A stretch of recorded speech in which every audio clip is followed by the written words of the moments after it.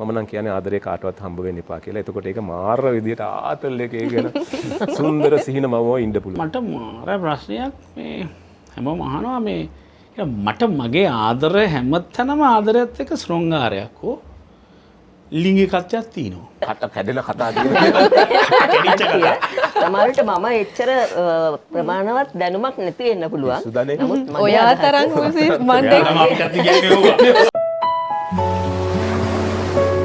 ප්‍රේමාක්ෂර ලියන ලියවුණු ආදරය. පෙබරවාරි 14 අපි ආදරය ගැන වැඩිපුර කතා කරන අපිට ආදරය ගැන වැඩිපුර ඇහෙන දවස. මම ඔබෙන් අහුවොත් එහෙම ආදරය කියලා කියන්නේ මොකක්ද කියලා ආදරය කියන්නේ මොකක්ද කියන ප්‍රශ්නෙට මම හිතන්නේ කිසිම කෙනෙක්ට හරි නිර්වචනයක් දෙන්න පුළුවන් කමක් තියනවා කියලා.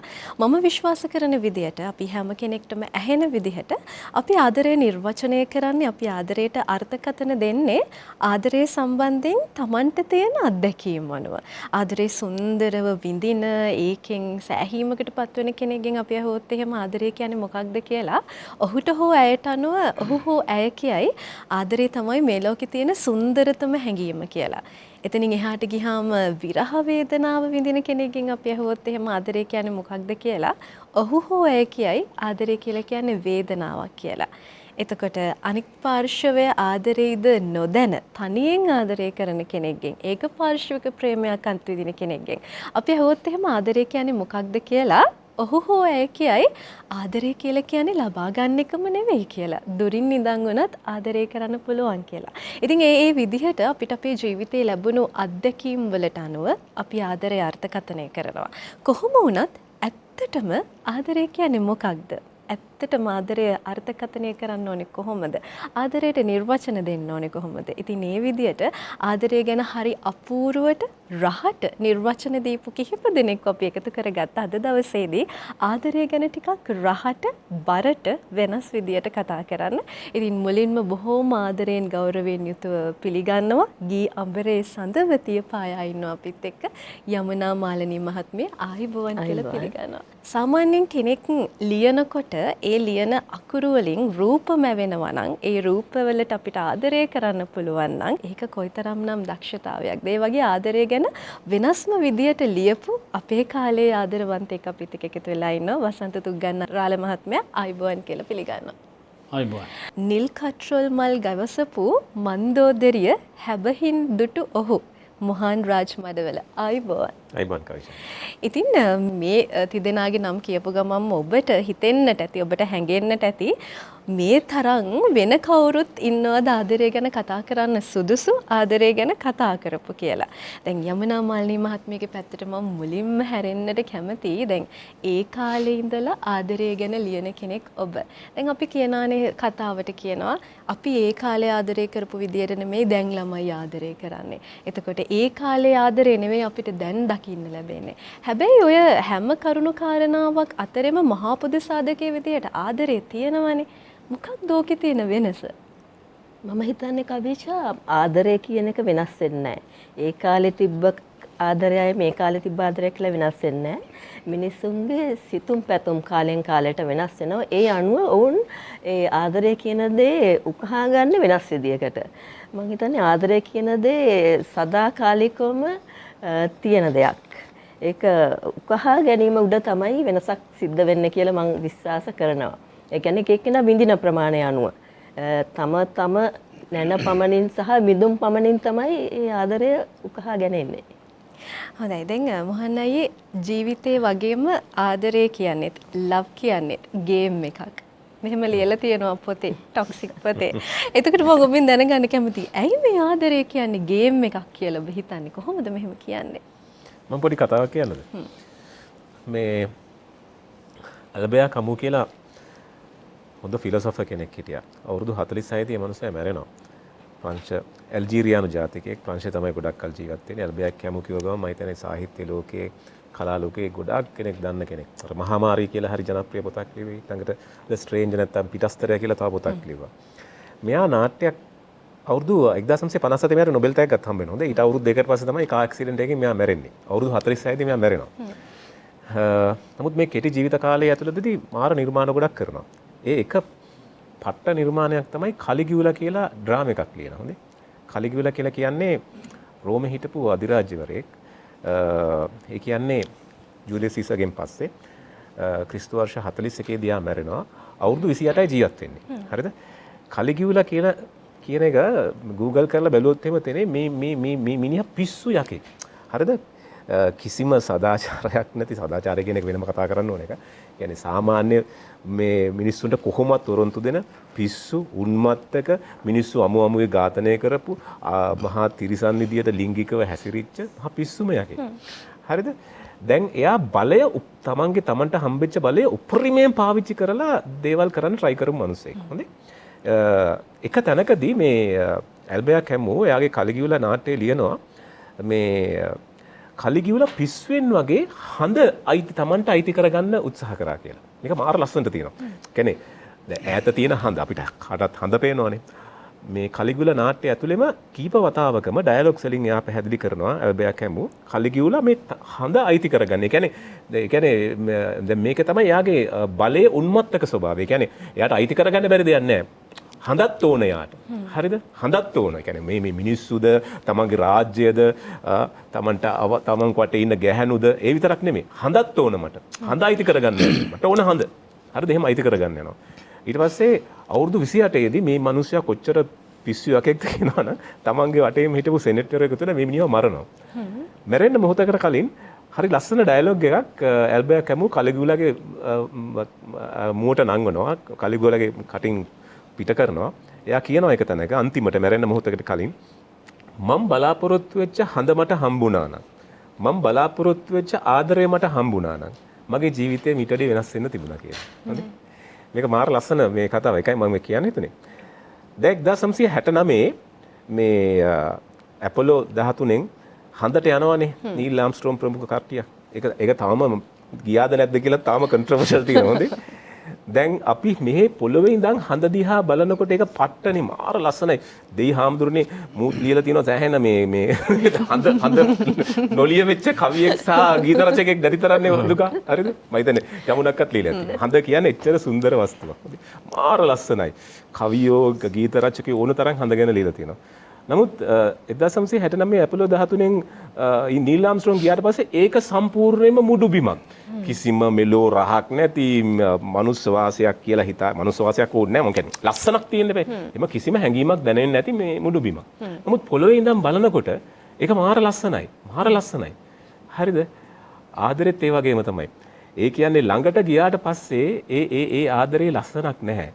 හරිද? ආදරේ ලස්සන ඇතිදන් ඉන්නකොට හඳ ඇතිදන් බලනකොට තමයි ඒක ලස්සන. හඳ ළඟට ගියොත් හඳ මත ඉඳලා හඳ බලන්න ගත්තොත් එහෙම හඳ වටේ බැලුවොත් එහෙම ඒක ලස්සන නැහැ.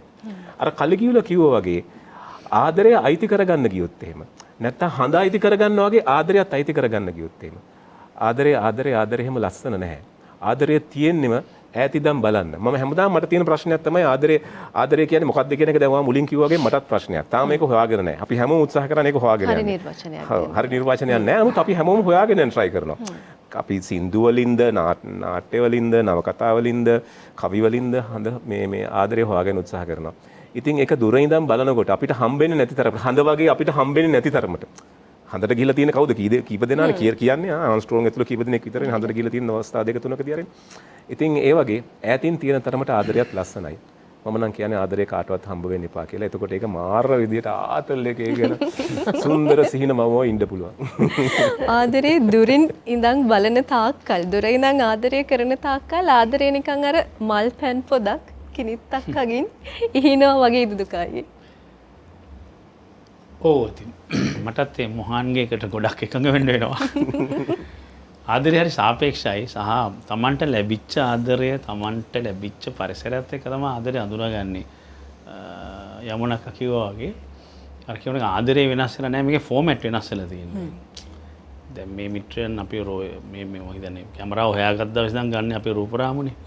අපි අද වෙන එක ඩිජිටල් වෙලා ඒක ප්‍රෝ වෙලා ඒත් ගන්නේ රූපරාමුවමයි වෙන ෆෝමැට් එකකින්. නේද අපි අර ඉස්සර පටියේ සලෝලයිට් පටියේ ඉඳන් ඊට පස්සේ යූමැටික් එකේ ඉඳන් DV එකට ඇවිල්ලා පටි නැති වෙලා දැන් වේව් ගන්නේ. ඒ වගේ තමයි මම හිතන්නේ මේ ලව් කියන එකත්. දැන් අපිට පෙර පරම්පරාව ප්‍රේමයේ ආදරේ විඳ හැටි අපි විඳින හැටි අපේ දරුවෝ සහ ඊළඟ පරම්පරාව අපි ජෙන් ඇල්ෆා වලට එහෙම යනකොට කොහොම වේද කියලා අපි බය හිතෙනවනේ. ඒ වුණාට මේ යමුණක් අය මෙහෙම ශ්‍රිංගල බලපුවාම මේ අලුත් මට දැන් පරම්පරා 4ක් එක්ක වැඩ කරන්න හම්බෙලා තියෙනවනේ. පස්වෙනි පරම්පරාවත් එනකන් ඉන්න පුළුවන් වුණොත් මට ඒ ලොකු දෙයක්. මුගේ ඇතුළට රිංගපුවාම මේ තියෙන උඩ තියෙන මේ පැකින් එක නෙමෙයි තියෙන්නේ ඇතුලේ. ඒ උඩ පැක් අපි දකින්නේ මේ රැප් එකනේ. පාර්සල් කළ තියෙන ආකාරය. ඒ පාර්සල් තියෙන ආකාරයට මු හරි තක්කඩි හිතුවක්කාරයි හරි නියම් අපිට පේන නිකන් ඩ්‍රග්ස් ගන්න එවුන් නැත්තම් කිසිම මේ හරි භෞතික දේවල් එක්ක ඉන්නේ මානව ප්‍රගුණතාවයක් නැහැ වගේ නෑ. ඇතුළට ගිහිල්ලා හොයලා බලපුවාම මාර දේවල් අහන්න ගන්නවා. මේ මහන්ට දෙන්නට හොඳ අද්දකේ මැටි ඔය වගේ නවකතා සමාජයට අවුරුදු 16 17 කොල්ලෝ ගියවලු. අනිවාර්යයෙන්. අපි හිතන්නේ නැහැ ඒක. ඒ වගේ තමයි මට මේ ප්‍රේමය මට ප්‍රේමය වෙනස් වෙන සුළුයි. වයසෙන් වයසද තැනින් තැනද කෙනාගෙන් කෙනාටද. එහෙම නේද? මට අම්මට තාත්තට තිබ්බ එක සහෝදර සහෝදරියන්ට තිබ්බ එක බිරිඳ ප්‍රේම පෙම්වතියට තිබ්බ එක බිරිඳට තිබ්බ එක දරුවන්ට තියෙන එක. මෙන්න මෙහෙම ස්ටේජස් තියෙනවා. ඒ ස්ටේජස් වල අපි හිත හදා ගැනීම ආදරේ කෑල්ලක් කියලා මට හිතෙනවා.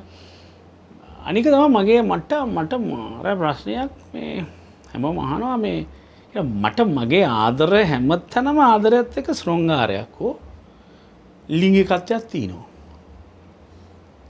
ඔරු කියන්නේ මට ඒන් තුර ආදරය කරන්න බෑ. ඒක මම දැකලා නැහැ. මම ওই කොයි වෙලාවක පයින්කන් දිටි මට අල්ලගන්න.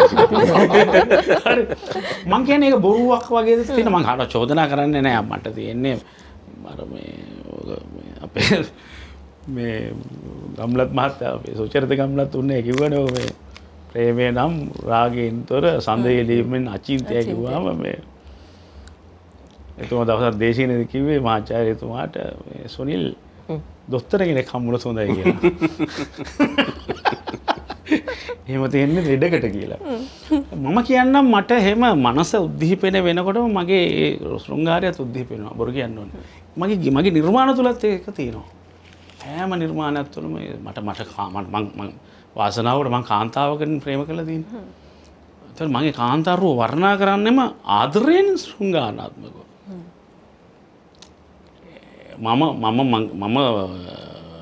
මම ඒ දකින්න එක මම හිතුවා ගායිකාවක් මගේ ගීත ගායද්දි ඒ ගායිකාවටගේ ඇතුළට ගිහිල්ලා ඇගේ මේ පැත්තෙන් මම බලන්නේ පිරිමියා දිහා ඒ විදිහට අපිට එහෙම පිරිමි වෙනුම් තියෙනවනේ.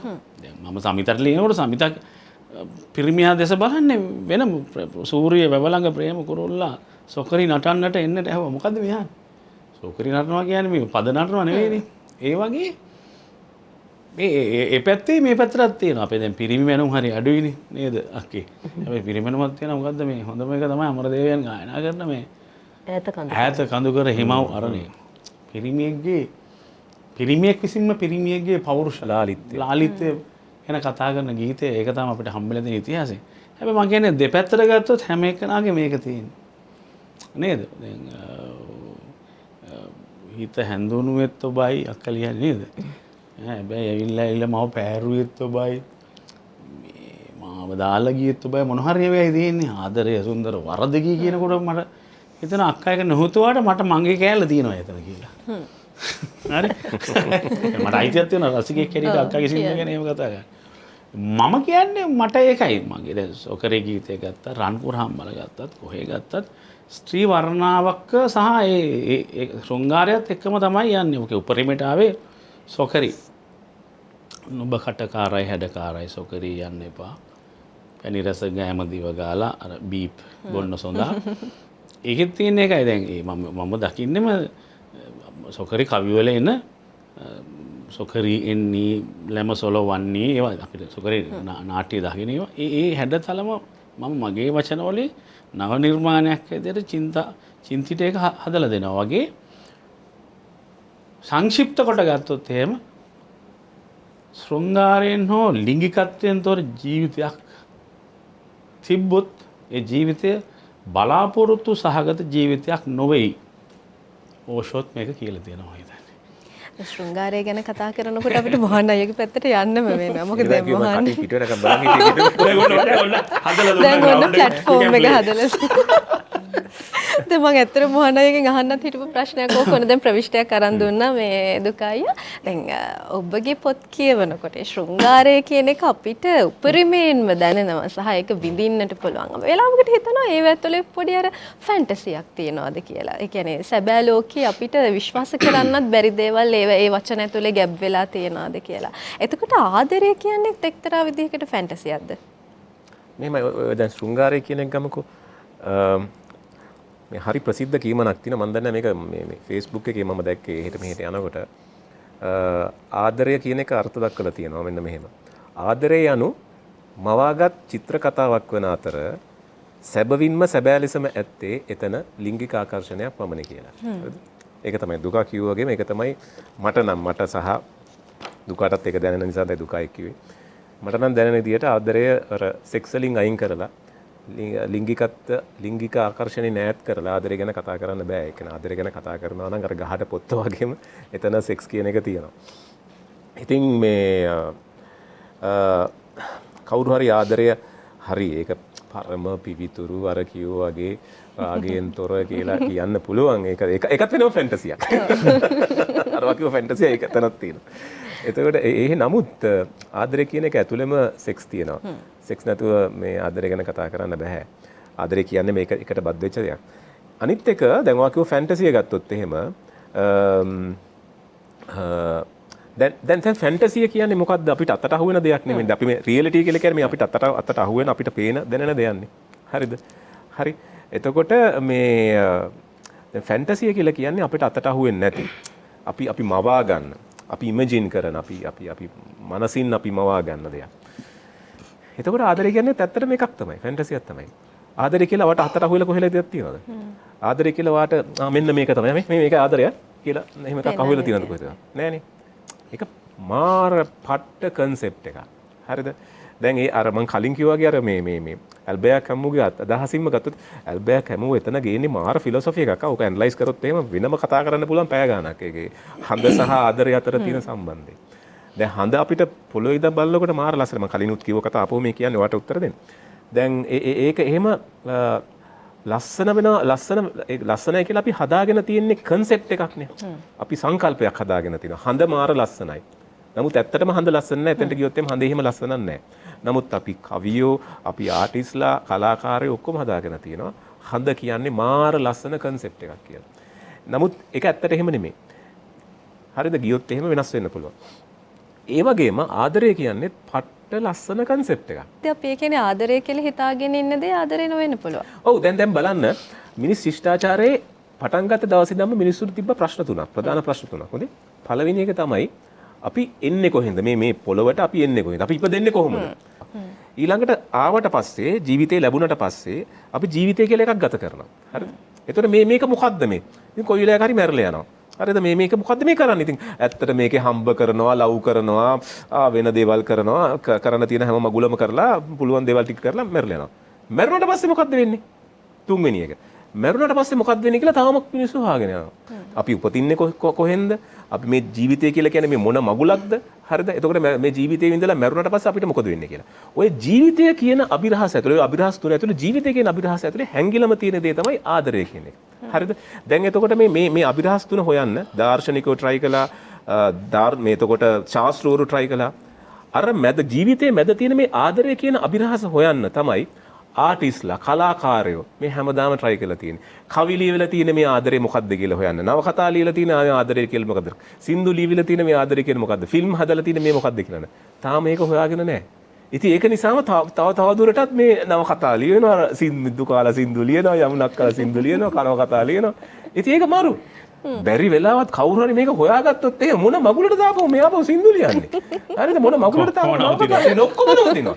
ඒකයි මම කියන්නේ මේක නම් හොයාගලා ඉවර කරන්න එපා. මේ අභිරහස දිගටම තියෙන්න අරින්න. අර අපි කියනවානේ දැන් පහන් දැල්ලක් නිවිලා යනවා වගේ කියලා අපේ ජීවිතේ නැති වුණාට පස්සේ වෙන්නේ. ඒ වගේම තමයි ආදරය කියන එකත් ඇති වෙන්නේ කොහෙන්ද නැති වෙන්නේ කොහෙන්ද කියලා අපිට හිතා ගන්න බෑ. දැන් අපි ආදරය කරන්න පටන් ගත්තට පස්සේ මම හිතන්නේ යමන මහත්මිය ගොඩාක් අය අවසාන වශයෙන් හිතන දේ තමයි ඔබේ සින්දුවෙන් ඔබ අපිට ඉදිරිපත් කරලා තියෙන්නේ. කියන්නේ අපි හැමෝම ආදරය කරන්න පටන් ගන්නවා, ආදරේ විඳිනවා, දුක සැප බෙදා ගන්නවා, ජීවිතේ බෙදා හදා ගන්නවා. අවසානයේදී එක තැනක අපිට හිතෙනවා ආදරේ සුන්දර වරදක් කියලා. කොහොමද මෙහෙමයි දැන් මම දැන් අහගෙන හිටියා දැන් මේ මොන් දෙපළම මම ආදරය ගැන විශිෂ්ට කට කැඩෙන කතා කියනවා. සමහරවිට මම එච්චර ප්‍රමාණවත් දැනුමක් නැති වෙන්න පුළුවන්. නමුත් මගේ ඔයා අදහස- තරම් මම අපිට කියන්නේ ඕවා. මම දැන් මේ ගීතාවලිය මගේ අදහස ආදරය කියන එක විශිෂ්ට දෙයක්, ඒක පවිත්‍ර දෙයක්. අනුරාගය කියන එක ආදරේ අනුපාණුවක් විය යුතුයි. හරිද? අනුරාගය විශාලයට ඇවිල්ලා ප්‍රේමය ආදරය කියන එක අඩු වුණාම තමයි සියලු ප්‍රශ්න ඇති වෙන්නේ. ආදරය කියන එකේ අනුපාණුවක් විදිහට අනුරාගය පවතිනවා නම් මරණ කම්ම සහ මරණට පස්සෙත් ඒ ආදරය පවතිනවා. මොකද දැන් ආදරේ තියෙන එක්කනේ අනුරාගය තරුණ කාලෙදී අර හෝමෝන් විපර්යාසයෙන්ද එහෙම ඇති වෙන දෙයක්. අනුරාගය කියන එක. ආදරය කියන එකට ඒක බලපාන්නේ නැහැ. ආදරය කියන එක මිනිවල දක්වා යන්න පුළුවන්. මිනිවලට ගියාට පස්සෙත් ආදරය කරන්න පුළුවන්. ඒක මම ඒක අත්දැකීමෙන් දන්නවා. ඒක ආදරය කියන එක ඒ වගේ විශිෂ්ට දෙයක්. අනුරාගය කියන එක ආදරයේ අනුපාණුවක් විය යුතුයි. අනුරාගය ආදරයේ අනුපාණුවක් වුණොත් තමයි ප්‍රශ්න ඇති වෙන්නේ. ලෝක විශ්ය අචින්තය කියලා බුදුහාමුදුරුවෝ දේශනා කළා තියෙනවා. ඒ විශ්ය කියන එක අපි තේරුම් ගන්න නම් මේ ආදරය කියන එකත් අනුරාගය කියන එකත් මම හිතන්නේ මට විරුද්ධ වෙයි මේ දෙන්නම. නෑ නෑ ඒක 50-50 මට හිතෙන විදිහට අපි ඉතින් විවේචනය අපි කරන්නේ කිව්වේ බාගෙට දොර වැහිලා තියෙනවා කියලා. සියලුම ප්‍රශ්න අක්කා කියන්නේ බාගෙට දොර ඇරලා තියෙනවා කියලා. සියලුම ප්‍රශ්නයක් වෙන්නේ මම හිතන්නේ මේ ආශාව අනුරාගය කියන එක ඕනට වැඩිය පටලවා ගත්තොත් අපි ස්ථිරවම ප්‍රේමය කියන එක හරියට අඳුනගත්තා නම් කවදාවත් එතන දුකක් නැහැ. ඒ දුක තිලින් වුණත් සතුටක් ලබන්න පුළුවන්. ඒ කියන්නේ ආදරය කරපු කෙනා නැති වුණත් අපිට ඒ ආදරය ගැන හිතන සතුටු වෙන්න පුළුවන්. ඒ අනුරාගයට ඇබ්බැහි වෙලා ඒ ආදරය අතහැරලා ගියපු කෙනෙකුට නිකන් ජීවිතේ කොළෑවීමක් සිද්ධ වෙන්නේ. ඔව් අන්න ඒකේ තියෙනවා මෙහෙම එකක්. ඒක මේ නැවත ඔබතුමීට කතා කරන්න දෙනවා. කියන්නේ අනුරාගය පමණක් නැත්තම් සෙක්ස් කියන එක විතරක් ෆීල් වෙච්ච වෙලා හිටියොත් ගැහණියකට පිරිමියෙක්. ඒක අතහැරීමට නියමිතයි හෝ ඉඩ ඇත. ලිංගික ආකර්ෂණය නැති වූ කල වහා ඉවත් විය හැකියි. අරකේ වගේ ආදරයයි දෙකේ අතර මොහොව තමයි මේක දිගටම රැගෙන යන්නේ. අපි සෙක්ස් එපා වෙනවා. ආදරය හරියට ගියොත් එහෙම එපා වෙන්නේ නැහැ. අර අනුපානයක් තියාගන්න පුළුවන් වගේ එකක් මට තියෙනවා. මේක පැහැදිලි චිත්‍ර නෑ. මොකද උගලක් තියෙනවා. ඉතින් එහෙම ක්ලියර් කරගන්නත් යන්න එපා ගොඩක්.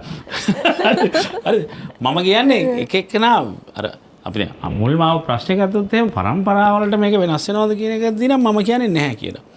ඒ කියන්නේ ඒක ෆෝමැට් වෙනස් වෙනවා විතරයි. ඒ අය තාමත් පරණ සින්දුවට ආස නම් නැත්නම් නිර්මාණවලදීත් එහෙම නම් එයාලාගේ අධ්‍යාපන ක්‍රමයෙන් තමයි නැත්නම් এডুকেෂන් වල අපිට මේක දීලා තියෙන්නේ.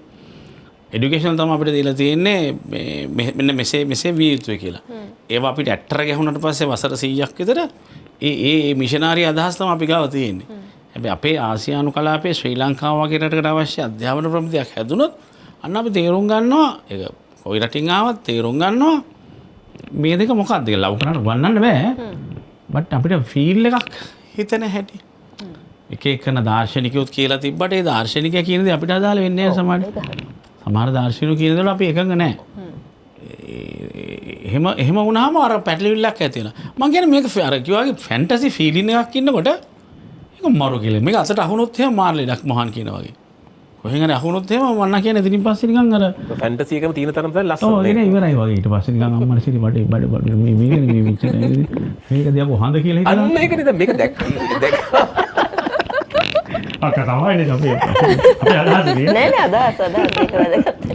එතකොට දැන් මම කලින් අහපු ප්‍රශ්නෙට අපි ආවොත් එහෙම දැන් අපි අවසානයේ ආදරය කරලා ඉවර වෙලා ඕනම කෙනෙක්ට යම් කිසි තැනකදී අපිට හිතෙනවා මම මේ වරදක්ද කළේ ආදරය කියලා කියන්නේ වැරද්දක්ද හැබැයි ඒ වැරද්ද සුන්දර වැරද්දක්ද මගේ අතින් වෙලා තියෙන්නේ කොහොමද මේ වචන ටික ලියුනේ කොහොමද මේ ඇත්ත මේ වචන වලට ගත්තේ ආදරය හරියට හඳුනා නොගැනීම නිසා තමයි මේ වරද ඇති වෙලා තියෙන්නේ දැන් ඒ ගීතේ සඳහන් විදියට දැන් වා කියන විදියට අර ඒ පද ටිකේ අන්තිම හරියට යන්නේ අර ඒ දෙන්න ගොඩක් අනුරාගයෙන් බැඳිලා ඉඳලා තියෙනවා. ඒ අනුරාගය විසින් ඕන් දෙදෙනාව නැත්තටම නැති කරලා තියෙනවා. ඒ කියන්නේ මට මා පවා නැති කලේ කවුරුන්ද? Tamanට Taman නැති වෙන්නේ මොන අවස්ථාවද? අනුරාගයේ උච්චතම අවස්ථාවට ගියාම. ඉතින් ඒම අවස්ථාවට ගිහිල්ලා ඒ ගිහිල්ලත් ඒ කාන්තාව ඔහුගෙන් වෙන් වෙලා තියෙනවා. දැන් මේ පිරිමේ ගායකයෙක් කියන හින්දා තමයි මේක කාන්තාවගේ පැත්තට යන්නේ. නැත්තම් මේ කාන්තාව නරකයි කියන නෙමෙයි මම මේ කියන්නේ. කාන්තාවක් කිව්වනම් මේක දැන් මේ ගීතේ ජනප්‍රිය වෙනකොට කාන්තාව ගොඩක් මට කිව්වා අයි මේක පිරිමේකට දුන්නේ මේ අපිටනේ කියන්න දෙන්න දෙමුනේ. පිරිමේනේ මේ වැඩේ කරන්න කියලා. මම හිතන්නේ ස්ත්‍රී පුරුෂ භේදයක් නැහැ. වරදමයි. ඒ වැරදි දෙපැත්තෙම සිද්ධ වෙන අවස්ථාවල් අපි දැකලා තියෙනවා.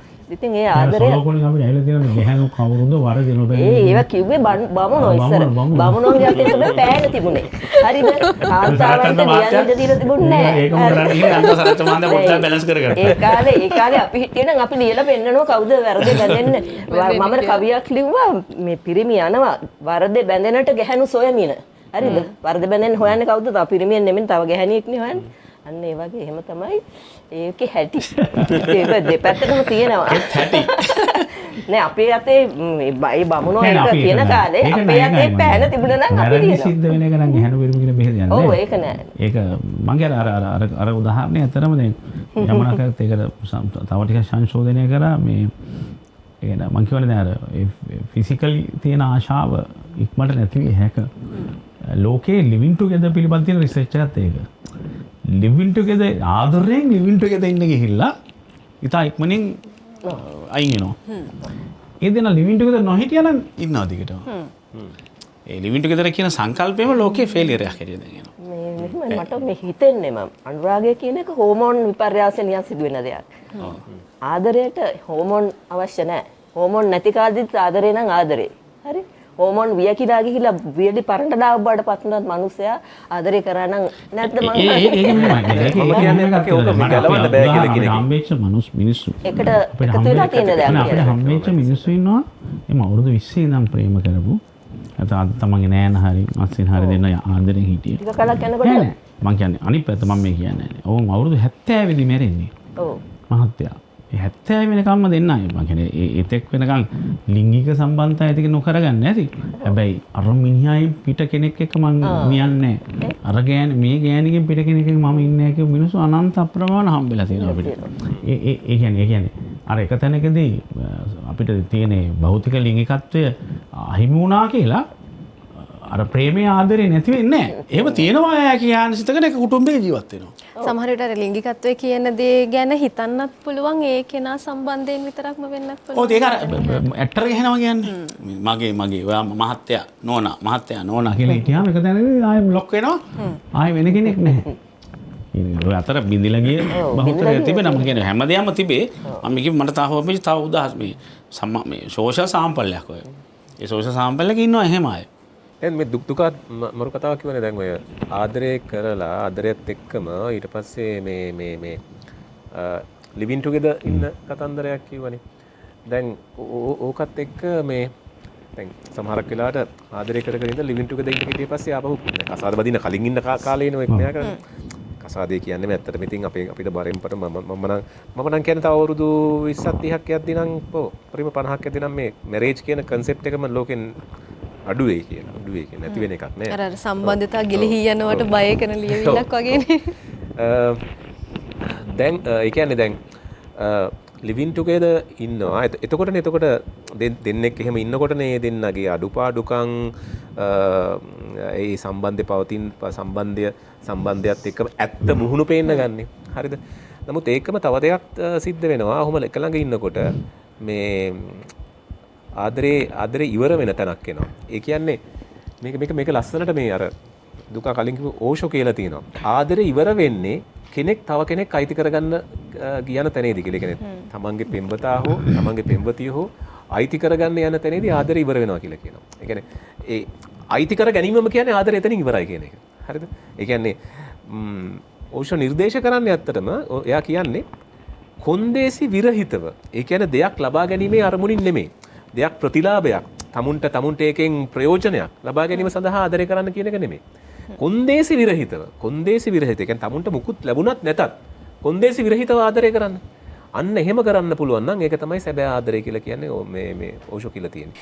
දැන් අපි ගැහැණු පිරිමි ආදරය ගැන කතා කරනකොට දැන් ඔබ එක තැනකදී කියනවා ගැහැණියකට දරා ගන්න අමාරුම හැඟීම තමයි Taman පිරිමියෙක්ට ආදරය කරනවට වඩා ඒ පිරිමියා Tamanට ආදරය කියලා දැනෙන හැඟීම. එතකොට මේ දැන් අපි සමහර තැන්වල දකිනවා සහ කියනවා ගැහැණියකට ආදරය කියලා කියන්නේ මුළු ජීවිතේම. නමුත් පිරිමියෙකුට ආදරය කියලා කියන්නේ මුළු ජීවිතේම නෙමෙයි. ඔන්න ඔය වගේ එක මතිමතාන්තර තියෙනවානේ. කොහොමද ගැහැණියෙක්ටයි පිරිමියෙක්ටයි මේ ආදරය කියන එක දැනෙන්නේ? මෙහෙමයි. ඇත්තටම පිරිමින්ට පිරිමි ආදරය සහ ගැහැණු ආදරය කියන ඇත්තටම දෙකක්. දැන් බොහෝ දේවල් දැන් ඇත්තටම ලෝකේ දියුණු වෙනවත් එක්කම ආදරය කියන්නේ මොකක්ද කියන එක බොඩි එකේ තියෙන රසායනික සංයෝජනයක පැවැත්මක් එක්ක විද්‍යාඥයෝ ඇනලයිස් කරලා තියෙනවානේ. ඒ කියන්නේ ආදරය කියන්නේ අපි මවාගත්ත මම අර කිව්වා වගේම කන්සෙප්ට් එකක් තමයි. නමුත් මේ ආදරය සහ සෙක්ස් මම කිව්වද මම කතා කරන්නේම යමුනක්ක මේක දෙකට බෙදුවට මට නම් මේක දෙකට බෙදන්න බෑ. මම ඒක ගහයි පොත්තයි වගේ කියන තැන තමයි කතා කරන්නේ. ඒතර මේ සෙක්ස් සහ ආදරය කියන එක මට වෙන් කරන්න බැරි තැනක මට තියෙනවා. එතකොට මේ ආදරය හෝ සෙක්ස් මේ දෙකම එකතු වෙච්ච තැන තියෙන මේ හැඟීම මේ කන්සෙප්ට් එක සම්පූර්ණ අපේ බොඩි එකේ සිද්ධ වෙන රසායනික විපර්යාසයක් කියන එක රසායනික ක්‍රියාවලියක මේ රසායනික ක්‍රියාවලියක ප්‍රතිඵලයක් කියන එක සයන්ටිස්ලා දැන් හොයාගෙන තියෙන එක. ඒක හරි ප්‍රසිද්ධ අදහසක්. ඕන තරම් මේ ගැන Google කරලා බැලුවොත් එහෙම දැන් අපි කියන ඒවා ඇත්තටම දැන් ඉස්සරනේ මිනිස්සු මේ කියන ඒවා ඇත්තද කියලා අහන්නේ එහෙම නෑ. දැන් ඕන දෙයක් Google කරලා බලන්න පුළුවන්. හරිද? ඒ කියන්නේ දැන් ඔයාලා ගැහැණු ආදරය සහ පිරිමි ආදරය ගැන අහපු නිසා මම මේක කියන්නේ. එතකොට සාමාන්‍යයෙන් දැන් මේ ආදරය කියන හැඟීම අපිට එනවත් එක්කම අපි තුමු දැන් X කියලා පෙම්වතෙක් ඉන්නවා Y කියලා පෙම්වතියක් ඉන්නවා X ට Y ව දකින්නවා. හරිද? මේ දැකීමත් එක්කම දැන් එයාගේ ඔළුවේ තියෙන එයාගේ මනසේ තියෙන චිත්‍රයත් එක්ක එක ටැලි වෙනවා නම් ඒක සෙට් වෙනවා නම් එයාට එයා ගැන හැඟීමක් ඇති වෙනවා. ඒකත් එක්කම දැන් අපි ආදරය සහ සෙක්ස් කියන මේ හැඟීම් දෙකම එක්ක රසායනික විපර්යාසයක් විදිහට රසායනික එන්සයිම් ප්‍රතිඵලයක් විදිහට බොඩි එකෙන් වැහෙන්න පටන් ගන්නවා. දැන් මේක ප්‍රධාන හෝමෝන් එකක් තමයි මේ ටෙස්ටොස්ටෙරෝන් කියන එක. දැන් ඒ ටෙස්ටොස්ටෙරෝන් එක මේ ටෙස්ටොස්ටෙරෝන් කියන හෝමෝන් එක මේ වගේ හැඟීමක් ඇති වෙනකොට ගැහැණියකට වඩා 20 ගුණයක් වැඩි පිරිමියෙක්ගේ. හරිද? ගැහැණියකට වඩා 20 ගුණයක් වැඩි පිරිමියෙක්ගේ. එතකොට මේ උත්තේජනයත් එක්ක මේ හැඟීමත් එක්ක තමයි මේ රසායනික විපර්යාසය මේ ශරීරය ඇතුලේ සිද්ධ වෙන්නේ. හරිද? එතකොට දැන් මේ XY කියන දෙන්න දිගටම ආදරය කරන්න පටන් ගන්නකොට දැන් කාලයත් එක්කම මේ දැන් මුලින්ම මේ දෙන්න XY මුලින්ම හම්බ වෙනකොට YX මුලින්ම හම්බ වෙනකොට මේක දඩ කාලා මේ ටෙස්ටොස්ටෙරෝන් කියන හෝමෝන් ඇතුළේ මේකට සම්බන්ධ සියලු හෝමෝන වැగిරෙන්න වෙකන ඩක පුදුමාකාර විදිහට මේ අපිට හිතාගන්න බැරි විදිහට මේ ශ්‍රාව්‍ය වෙන්න පටන් ගන්නවා. නමුත් මේ දෙන්නගේ මේ හමුව මේ මුණ ගැසීම ටිකින් ටික කල් යනකොට මේ අපි මාස 3 පයින්නකොට මාස 6 පයින්නකොට අවුරුද්දක් විතර වෙනකොට මේක ටික අඩු වෙන්න පටන් ගන්නවා. මේක ටික අඩු වෙන්න පටන් ගන්නවා දෙන්නගෙම. පිරිමියාගේ ආදරය සහ ගැහැණියගේ ආදරය කියන එක වෙනස් කියලා මම කිව්වේ ඒකයි. ගැහැණියට සාපේක්ෂව පිරිමියාගේ අඩු වෙන්න පුළුවන්. සමහර වෙලාවට ගැහැණියගේ පටන් ගන්නකොට පිරිමියාගේ අඩු වෙලා තියෙන්න පුළුවන්. ඒ කියන්නේ දැන් මෙහෙම කතාවකුත් තියෙනවානේ. පිරිමියා ආදරය කරලා ඉවර වෙන තැන තමයි ගැහැණිය ආදරය කරන්නේ පටන් ගන්න කියලා කතාවකුත් තියෙනවා. ඉතින් ඒක සම්පූර්ණ රසායනික ක්‍රියාවලියක් එක්ක සිද්ධ වෙන අදහසක් ඒක. ඒක ඇත්ත කතාවක්. හරිද? ඒ කියන්නේ මම කියුවේ ඒක මුලින්ම පිරිමියාගේ මේ හෝමෝන ශ්‍රාවයේ වැగిරීම මුලින් ඉතාමත්ම ශ්‍රීග්‍රයෙන් සිද්ධ වෙනවා. ගැහැණියගේ පමා වෙලා සිද්ධ වෙන්නේ ඊට අඩුවෙන් 20 ගුණයකට වැඩි අඩුවෙන්. එතකොට මේ දෙන්නගේ සම්බන්ධතාවය මේ දෙන්නගේ හමුව කල්යත්ම මේකේ තියෙන මේක වැగిරෙන ප්‍රමාණය අඩු වෙන්න පටන් ගන්නවා. ඒ උත්තේජනය අඩු වෙන්න පටන් ගන්නවා. ඒකනේ වෙන්නේ දැන් පෙම්වතුන් දෙන්නේ මුලින්ම ආදරය කරන්න පටන් ගන්නකොට මාර ලව්නේ අම්බෝ සිප්ප වැළඳ ගන්නවා අත් දෙක අනේ ඔයා මගෙන් අතින් අල්ලන්නේ නැද්ද කියලා නම් මෙහෙම බදාගෙන යනවා. හරිද? මාස 3-6 අවුරුද්ද පයින්නකොට ඔය ගැම්ම නැහැනේ. ඒ කියන්නේ ඒක සාමාන්‍යකරණ වෙන්න පටන් ගන්නවා. නමුත් ඒ මාස 6 අවුරුද්ද ගිහිල්ලා කොතනකදී හරි පෙම්වතිය තමන්ට බූට් එක දෙනවා කියලා දැනුණොත් එහෙම අන්න ආපහු අර එන්සයිම රසායනික ක්‍රියාකාරීත්වය ආපහු වර්ධනය වෙන්න පටන් ගන්නවා. නැතිවීමේ ප්‍රතිඵලය. එතන තමයි දැන් මේකයි මෙතන අයිති කර ගැනීම කියන එක හරි ප්‍රබල සාධකයක් වෙන්නේ. අපි කොච්චර කිව්වත් ඕකත් එක්ක තමයි එන්නේ. මේ මිනිහා මගේ, මේ ගෑණි මගේ. හරිද? මේ ගෑණි ඉන්න ඕනේ. ඒ කියන්නේ නොකියුවත් ප්‍රසිද්ධිය නොකියුවත් මෙයා මාත් එක්ක ඉන්න ඕන. හරිද? මෙයා ඉන්න ඕන මෙයා කරන්න ඕන මං කරන්න ඕන මං කියන දේ. ඒකනේ ඒක අවිඥානිකව අපි ආදරයත් එක්ක සම්බන්ධ කරගන්න දේ අපි කොච්චර ඒක දැන් ඕෂෝ කොච්චර කිව්වත් මේක වැරදි කියලා ඕක තමයි සිද්ධ වෙන දේ මම කියන්නේ මේ ප්‍රැක්ටිකලි සිද්ධ වෙන දේ. එතකොට ආපහු අපිට අර මේ මාස 3ක් 6ක් අවුරුද්දක් ගිහිලාට පස්සේ ආපහු මේක ආපහු වේගෙන් වැඩ කරන්න පටන් ගන්න මේ රසායනික ක්‍රියාකාරීත්වය නැවත උද්දීපනය වෙන්නේ අතහැරලා දානකොට එපා කියලා කියනකොට තමන් අතහැර දාලා අහක බලා ගන්නකොට එතකොට ආපහු අයිති කරගන්න තමන්ට උත්සාහ කරනවා. ඒකත් එක්ක මේක සිද්ධ වෙනවා. දැන් දෙන්නේ ගත්තොත් එහෙම ඒ දෙන්න යන විදිහ අනුව අපිට කියන්න පුළුවන් මේ අලුත් පෙම්වතුන් දෙන්නෙක්ද පරණ පෙම්වතුන් දෙන්නෙක්ද කියලා. අපි නිගමනය හරි ලේසි නැත්තර මට නම් කියන්න පුළුවන්. මුන් දෙන්න ළඟදිද ලව් කරන්න පටන් ගන්න තියෙන්නේ නැත්තම් සෑහෙන කල්ද මුන් දෙන්නගේ ලව් එකට කියලා ටක් ගාලා දැක්ක ගමන් කියන්න පුළුවන් යන විදිහෙන් ඒ දෙන්න එකිනෙකා දිහා බලන විදිහෙන්. හරිද? ඒ කියන්නේ අලුතෙන් පටන් ගත්ත ලව් එකක් නම් අනිවාර්යයෙන්ම ඒක බැල්මෙන් දෙන්න දිහා බලන බැල්මෙන් හරිද දෙන්න මේ අල්ලන විදිහෙන් මෙයා කරන්න පුළුවන්. ඉතින් ඒකයි කියන්නේ. ඒ කියන්නේ ආදරය කියන්නේ මේ හෝමෝන ක්‍රියාකාරීත්වයත් එක්ක රසායනික ක්‍රියාවලියක් එක්ක සිද්ධ වෙන දෙයක්. ඒක මග හරින මේක ඇත්තටම ඒක අපි ඒක මුලින්ම පටන් ගන්නේ මානසික ක්‍රියාකාරකමක් කරහා තමයි. නමුත් ඒක ඊට පස්සේ ඉදිරියට අරගෙන යන්නේ මේ බොඩි එකේ සිද්ධ වෙන රසායනික ක්‍රියාවලියක් එක්ක. ඉතින් එතකොට මම ඒක හැමතිස්සෙම කියන්නේ මේක ප්‍රසිද්ධ කතාවක්. මම අර කලිනුත් කියවන නැවතත් කියන්නේ පිරිමියා ආදරය කරලා ඉවර වෙන තැනින් තමයි ගැහණිය පටන් ගන්නෙ. එතකොට ඔයා කිව්වා මේ ගැහණියකට දැනෙන අර මගේ පොතේ කෝට්ටයක් අරගෙනවා කිව්වා මේ ගැහණියකට දැනෙන වැදගත්ම දේ තමන් ආදරය කරනකොට පිරිමිය ආදරය කරන එක කියලා. ඒක තමයි මම කියන්නේ. අන්න ගැහණියක් කියන්නේ. ගැහණියක් කියන්නේ ඒක තමයි මම කියන්නේ. මම කියන්නේ පිරිමිය ආදරය ගැහණු ආදරය වෙනස් කියලා මම කිව්වේ ඒකයි. ඒ බොඩි එක සැකස්සලා තියෙන එක වගේ නෙමෙයි නේද? බොඩි එක දෙකක්. හරිද? මේ පිරිමි හෝමෝන්ස් අපි ඒ කියන්නේ දැන් වාට තියෙන්නේ මගේ කටහඬ නෙමෙයිනේ. ගැහණු කියලා වෙනම දැන් ඕන තැනක අපිට ගැහණු කටහඬ කඳු ගන්න බැරි කෙනාද කියන්නේ රූපය දැක්කේ නැතත්. කියන්නේ එතනට වෙනම හෝමෝන ක්‍රියාවලියත් එක්ක හැදෙන ගැහණු කටහඬට තියෙන ගැහණිය කියන නිශ්චය වෙන පිළිවෙලක් තියෙනවා. හරිද? එතකොට පිරිමි කියලා නිශ්චය වෙන පිළිවෙලක් තියෙනවා. එතකොට ඒ සියල්ලම මේ බොඩි එකක සිද්ධ වෙන මේ රසායනික ක්‍රියාවලියක් එක්ක සිද්ධ වෙන දෙයක්. ඒ නිසා ගැහණු ආදරයයි පිරිමි ආදරයයි වෙනස්. ඒ වගේම ගැහණිය පිරිමියා නතර කරන තැනින් තමයි ගැහණිය ආදරය කරන්න පටන්. ඒක තමයි මෙතන ගොඩක් ගැටලු ඇති වෙන්නේ ඒකයි. මේ කවදාවත් මේ ලෝකෙ කිසිම දෙන්නෙක් එක සමාන වෙන්නේ නැහැ නේ කවිෂා. හරිද? මේ අපි හැමෝම වෙනස්. හරිද? අපි මේ කරන්නේ ආදරය කරන්න පටන් ගන්නකොට අපි සැක්‍රිෆයිස් කරනවා අපේ දේවල් න්යාය කරලා අර සෙට් වෙන්න පුළුවන්ද කියලා බලනවා. මොන පොරොන්දම් බැලුවත් මොන මගුල් බැලුවත් මේ දෙන්න කියන්නේ දෙන්නෙක්. ආයේ ඒක එහෙම තමයි. ගැහණු පිරිමි කියන්නේ දෙන්නෙක්ම තමයි. හරිද? එකග වෙන තැන් සෙට් වෙන තැන් මම කන දේම මෙයත් කනවා මට ආස දේ මෙයත් කරනවා කියලා හරිය වෙනවා තමයි. නමුත් ඒක කියන්නේ දෙන්නෙක්.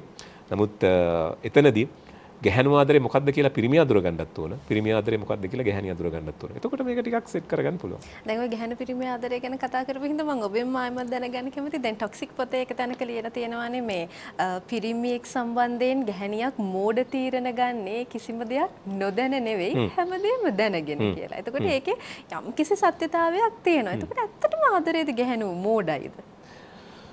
ඒ කියන්නේ එක තැනක් එනවනේ දැන් මේක මේ දැන් මුලින් නෙමෙයිනේ අපි ආදරය කරන්න පටන් ගත්තට පස්සේ තීරණ ගන්න හදවතින් ඒ කියන්නේ හැඟීමෙන්නේ තීරණ ගන්න. එතකොට අපි තාර්කිකව හිතන එක අපි සම්පූර්ණයෙන්ම අතහැරෙනවා ආදරය කරන්න පටන් ගන්න තැනේදී. හරිද? විශේෂයෙන් අර මුල් මාස 3-6 ඇතුළත. හොඳේ? අවුරුදු පයින්නකොට ඊට පස්සේ ආපහු මුලින් කල්පනා කරනවා ටිකක්. හරිද? මුල් ඔව්. නමුත් ඔය පටන් ගත්තට පස්සේ මුලින්ම කික් එකක් ඇවිල්ලා මුලින්ම ලව් කරන්න පටන් ගන්නකොට එතනදී ආයේ මෙලෝ දෙයක් පේන්නේ නැහැ. ආදරේ අන්දයි කියන්නේ මේ මුල් කාලය ඇතුළතදී. හරිද? ඊට පස්සේ ඒ අන්දකම මෙයා වෙලා ස්පෑදෙනවා තමයි. නමුත් ඒ මුල් කාලය ඇතුළතදී තමුන් කරන්නේ මොකද්ද කියන එක ගැහණියකට පේන්නේ නැහැ. ඉතින් එතකොට මේ තමුන් කෙරෙහි ආදරයෙන් බැඳෙන නිසා තමුන් ආදරයෙන් බැඳෙන පිරිමියා කෙරෙහි තීරණ ගන්නේ ඔළුවෙන් නෙමේ හදවතින්. ඉතින් එතකොට හදවතින් තීරණ ගන්න අවස්ථාවේදී ඕන තරම් මෝඩ තීරණ ඉස්සරහට එන්න පුළුවන්. අනිවාර්යයෙන්ම. දැන් මේ ආදරය කරන්න පටන් ගත්තට පස්සේ අපිට සමහර වෙලාවට හිතෙනානේ යමන මහත්මිය ඇයි මම මෙයාට ආදරය කරේ? ඇයි මට එයාගෙන ආදරයක් හිතුනේ? එතකොට දැන් අපි කතාවට කියනානේ ආදරයක් හිතුනේ ඇයි කියලා හේතුව දන්නේ නැත්නම් ඇත්තට මෙතන ආදරයක් තියෙනවා කියලා දැන් ඔබම ලියනවා ප්‍රේමය ලව හැමතැනම ඇති හැම දිනෙකටම හමු වෙලා ඇති. නමුත් අපි ප්‍රේමය මොකක්ද කියලා හඳුනාගත්ත කෙනෙක් නැහැයි කියලා. ඇත්තටම අපිට තව කෙනෙක් ගැන ආදරයක් හිතෙන්නේ. ඒකට ආදරයක් දැනෙන්නේ කොහොමද? ඒක තමයි ප්‍රශ්නේ. මම දීලා තියෙන නුඹට සිත බැඳි කාරණේ මම තවම සොයන්නේ. ඉතින් ඒ හිත බැඳෙනවා කියන එක ඒක කොහොම හරි අපිට හිතා ගන්න බැරි දෙයක්. ඒක අධ්‍යාත්මික දැන් දැක්කලා ඉවරලා ඊට පස්සේ අපිට ආදරේ වෙන්න පුළුවන්. ඉතින් ඇයි කොහොමද බැඳුනේ? ඔබේ හිතට මම ඔබට මගේ හිත බැඳුනේ ඇයි කියන එක මට හිතා ගන්න බෑ කියන එකයි ඒ කියන්නේ. දැක්කේ මම චූටි කැලක් වගේ කරේ. දැන් ඕක දාර්ශනිකයෝ නැත්තම් අපි හිතමු ශාස්ත්‍රූවරු අධ්‍යාත්මික කැලේ ඕකේ පැහැදිලි කරගෙන මේක අධ්‍යාත්මික දෙයක් මේක තේරුම් ගන්න බෑ මොකද්ද මේ බැඳෙන හේතුව මොකද්ද කියන එක ඒ පැත්තෙන් පැහැදිලි කරනවා. නමුත් ඒ වගේම තමයි සයන්ටිස්ට්ලා ඕකේ අනිත් පැත්තත් ඒක රසායනික ක්‍රියාවලියත් ඇනලයිස් කරලා තියෙනවා. ඒ කියන්නේ ඒක හෝමෝන ස්‍රාවයක් එක්ක සිද්ධ වෙන එකක් කියලා. ඒ කියන්නේ මේ බොඩි එක ඇතුලේ සිද්ධ වෙන දෙයක් කියලා. ඉතින් නමුත් ඒක කොහොමද එන්නේ කියන එක කාටවත් තාම හරියටම මෙයා හොයාගන්න බෑ. ඉතින් දැන් මේ ප්‍රේමය සහ අනුරාගය පිළිබඳ විශේෂඥවරුන් දෙපොලක් සමග මේ මේ කතා කරන්නේ මම පොඩ්ඩක් අධ්‍යාත්මික පැත්තෙන් මට කට උත්තර නැතුව යනවා. නෑ ඒක වෙනසක් තියෙනවා. ඒක නේ හැම කෙනෙක්ටම එකම මතේ තියෙන්න ඕනේ නෑ. ආදරය ගැන දැන් මේ දෙන්නට තියෙන අත්දැකීම් වලට සාපේක්ෂව ඔබට තියෙන අත්දැකීම් වෙනස්. වෙන්නට පුළුවන් ඔබ ආදරය ගැන දකින්න දේ වෙනස්. ආදරය කියන එක ක්ෂණිකවම ඇති වුණාට ඊට පස්සේ අපි හිතලා බලනවා නේද? දැන් මොහු මොන වගේ කෙනෙක්ද කියලා අපි ඊළඟට ඔහුගේ චරිත දැන් ගැහණියක් නම් ඔහුගේ චරිතයට ආදරය කරන්න පටන් ගන්නවා. අධ්‍යාත්මයට ආදරය කරන්න පටන් ගන්නවා ඒ විදිහට. ඉතින් මට හිතා ගන්න අමාරුයි ඊට එහා මොකද්ද කියන්නේ මම කියලා. ඒක කොහොම හරි දැන් අපි කියනවනේ අර දැන් කෙනෙක් දැක්ක ගමන් ඇති වෙන්නේ මොකක් හරි හැඟීමක් ඇති වෙන්නේ මොකක් හරි පෙර ආත්මක පුරුද්දක් වෙන්නේ නැති කියලා හිතනවා. සසර පුරුදු දෙස අපි හමු වෙනා කියලා කියන්නේ. දැන් අපිට හැම එක්කෙනා දැක්කම කැමැත්තක් ඇති වෙන්නේ නැහනේ. ඇයි සමහරෙක් විතරක් දැක්කම ඒක ඇති වෙන්නේ. ඒක විශේෂිත දෙයක්. මම ඔකට මේක කැලලක් එකතු කරන්න. දැන් හරි ඒක පෙර ආත්මීය සම්බන්ධතාවයක් හරි අධ්‍යාත්මික සම්බන්ධතාවයක් හරි මේක කියන්න පුළුවන්.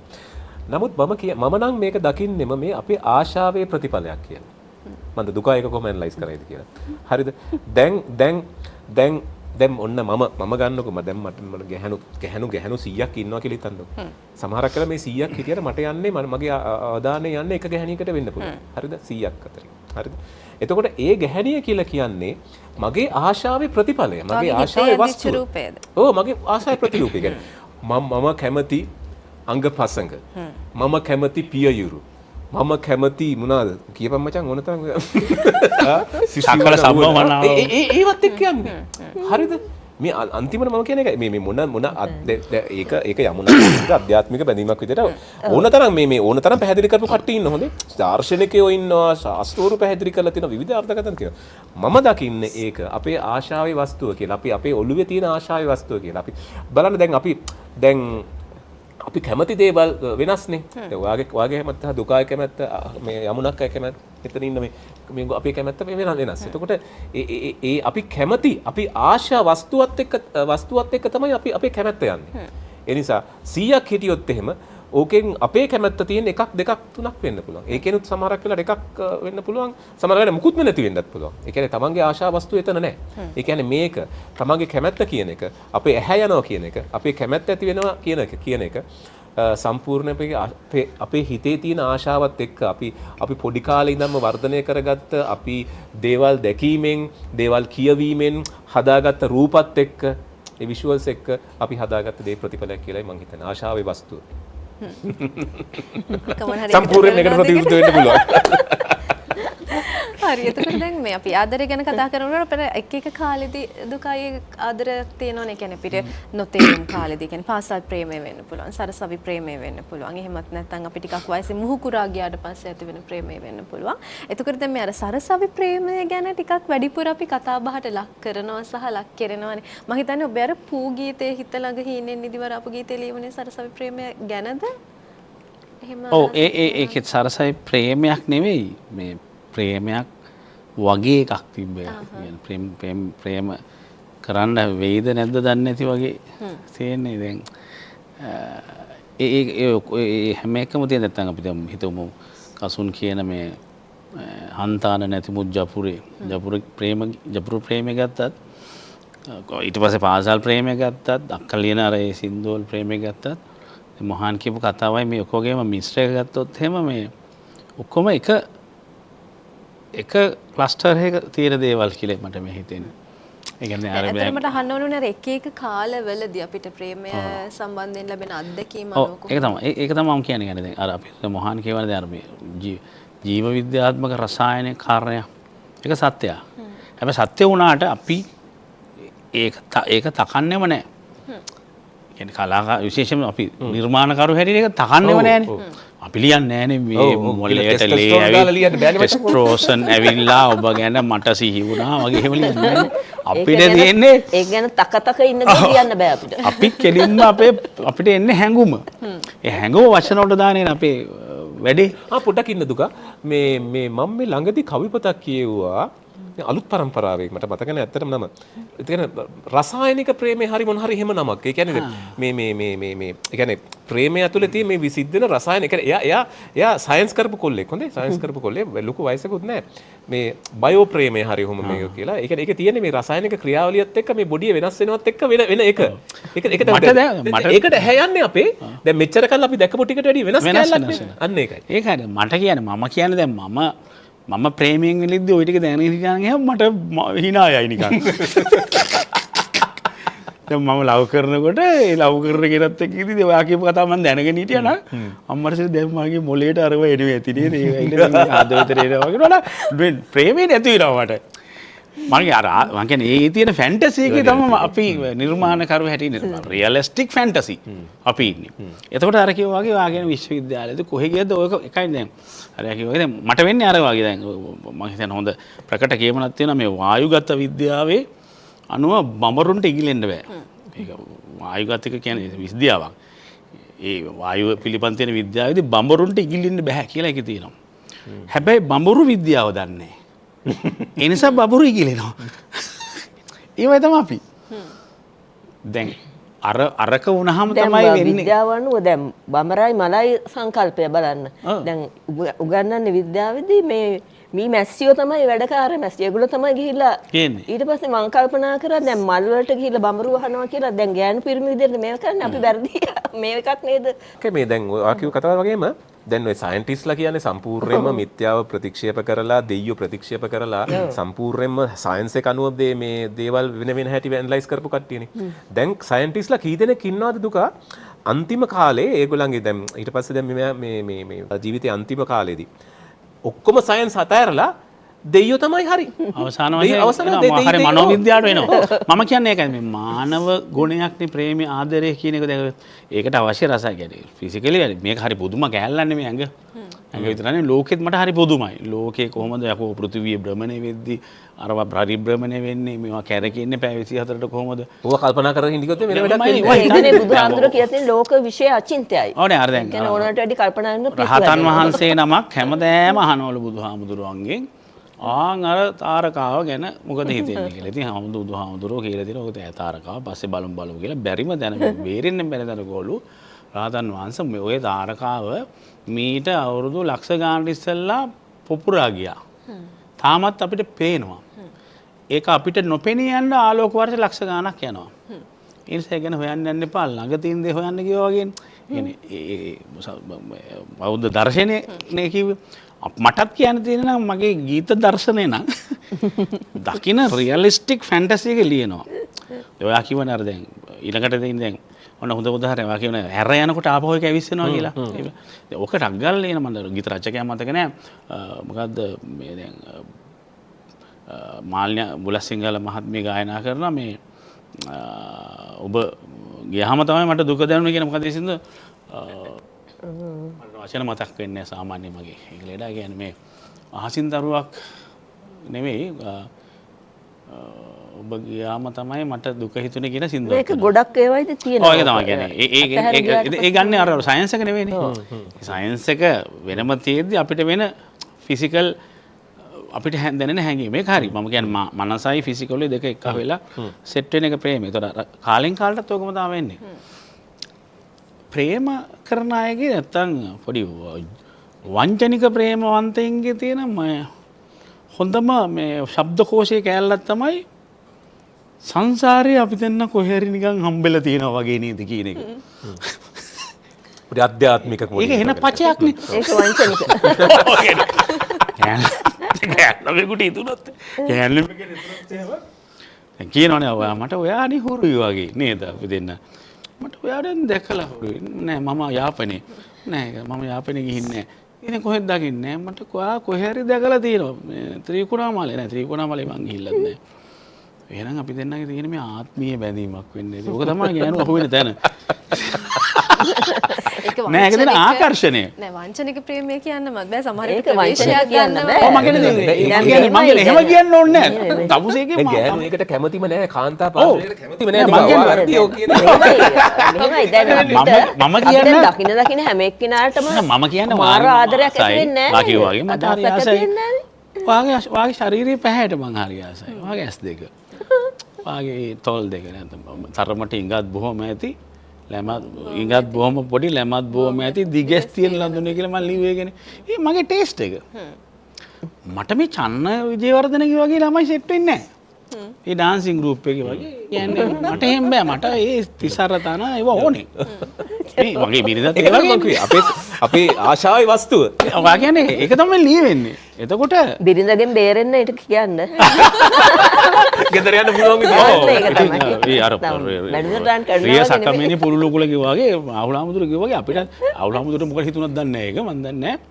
අපි ගිහි අපිනේ දැන් මේ ආහුලාමුදුර ඒක ලියපු කෙනෙකුට දෙවරක් කල්පනා කරන්න ඕනේ කියන්නේ.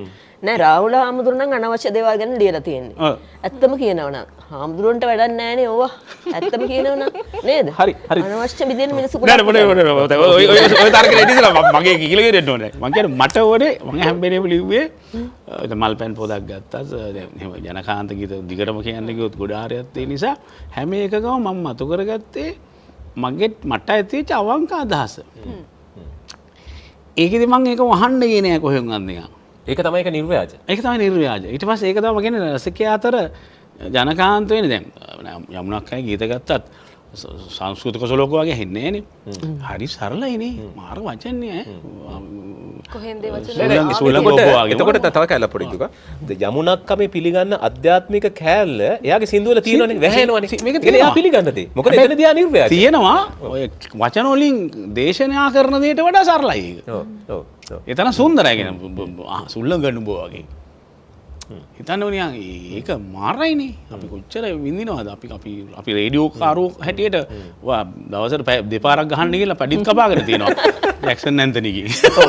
හරිද? අපි ආසාවෙන් දෙපාරක් ගහලා පැයකට ගහන්න බෑ ඒක. ආදරේ සුන්දර වර්ධිගේ තුන් පාරක් විතර ගහනවා. ඉතින් මනෝජ් හරිය තරහ වෙනකොට ගහන්න එව්වා. හරිද? අවභාවිතා කරා ඔව් අවභාවිතා කරා අපි අනිවාර්යෙන්. මම කියන්නේ ආශාවනේ. ඒ නොතිත් ආසාව ලියද්දිත් තියෙනවා. මේ එතකොට ඒ ලිවිවිල්ලේදී ප්‍රේමය පිළිබඳ අපිට හැඟෙන හැඟීම පොදු රසිකයාගේ පොදු සිතුවිල්ල බවට පත් කිරීම අපේ යුතුකමක්.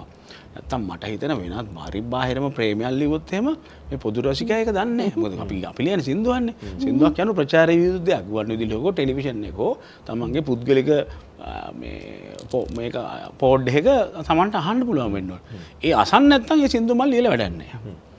ඒ නිසා අර කියනවා සයන්ස් එකයි අර තියෙන අනිත් කෑලි ඔය තියෙන ආධ්‍යාත්මයයි ශාස්ත්‍රවරුන් දෙසූ දෙයි ඔක්කොම මිශ්‍ර කරලා අපි මෙහෙම පුංචි බටයකින් රසිකයා ගාවට යවන්නේ අපි පෙරාගත් තෙවරක් පෙරන ලද ගී පදවැල පතකට පට එකට ඉන්නවා.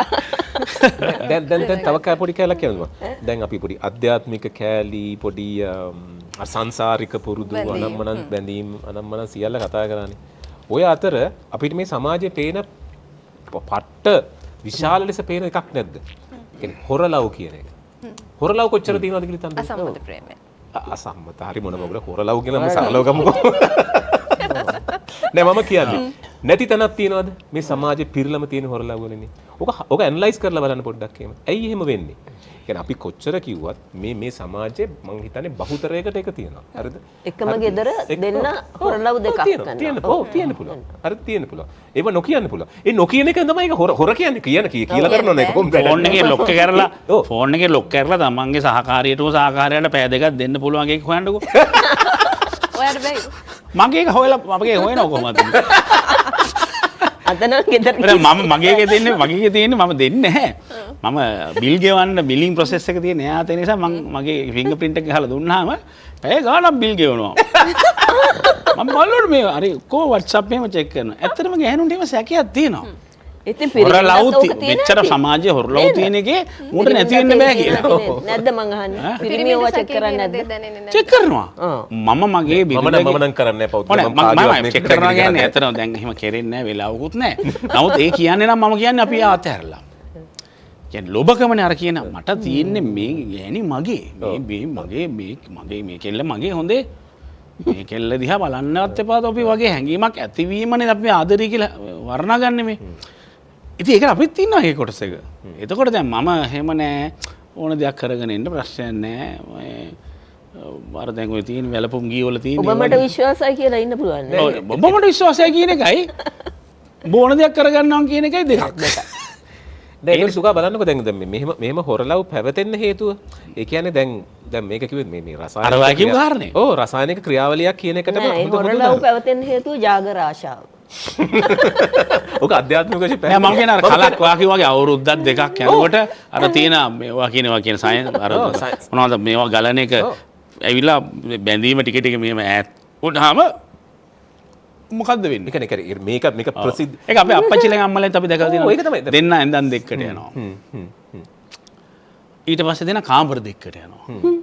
හැබැයි තරහ නෑ. හරි ආදරේ. මෙනිකේ අප්පච්චි කියන්නේ ඉන්නේ. ඒ දරුවෝ ඉන්නවා. ඒ නිසා වෙන්නත් ඇති සමාජයට.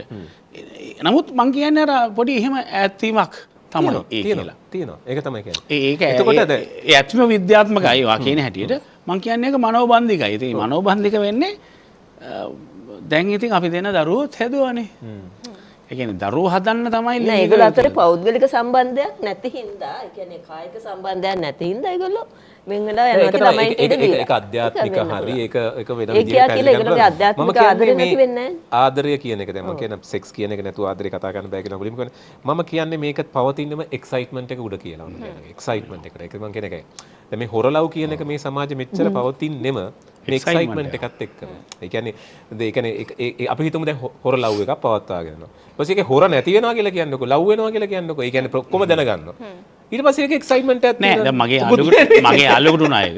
මගේ යාළුවෙක් එහෙම කරනකොට යාගේ බිරිඳ කිව්වා ඔයාගේ මේ වාගේ ගර්ල්ෆ්‍රෙන්ඩ් මෙයාත් එක්ක යාළුවෙනේ කියලා. ඒ තුන්ගොල්ලම එකට යාළු වුණා. යාළුවා ඔයාගේ යාළුකම තියාගන්න. මෙයාගේ ගර්ල්ෆ්‍රෙන්ඩ් කෙටිට ආශ්‍රය කරන මම වයිෆ් වෙලා ඉන්නම් කිව්වම අරුට අර කේපා. වැඩක් නෑ. ඉවරයි. ඒක ඉවරයි. සීරියස්ලි ඉවරයි. ඒ කියන්නේ අර ස්පාර්ක් එක නැති තැන ආදරේ පවතින. මම කියන්නේ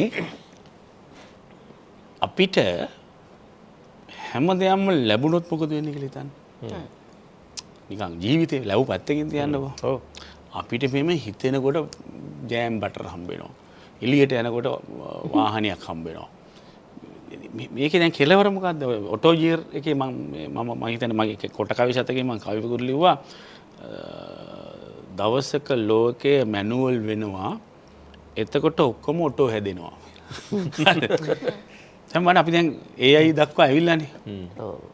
දැන් මේකේ ඇවිල්ලා එක තැනකදී වෙනවා අර ක්‍රියාවන් අඩු වෙනවනේ දැන්. දැන් දොරේ අපි මොකද්ද කේතලේ උණු වෙනකම් බය වෙ එක්සයිට්මන්ට් එකකින් ඉන්න ඕනේ නැහැ. හූ කියනවා. ඒ වුණත් ඔටෝ ඕෆ් වෙනවා.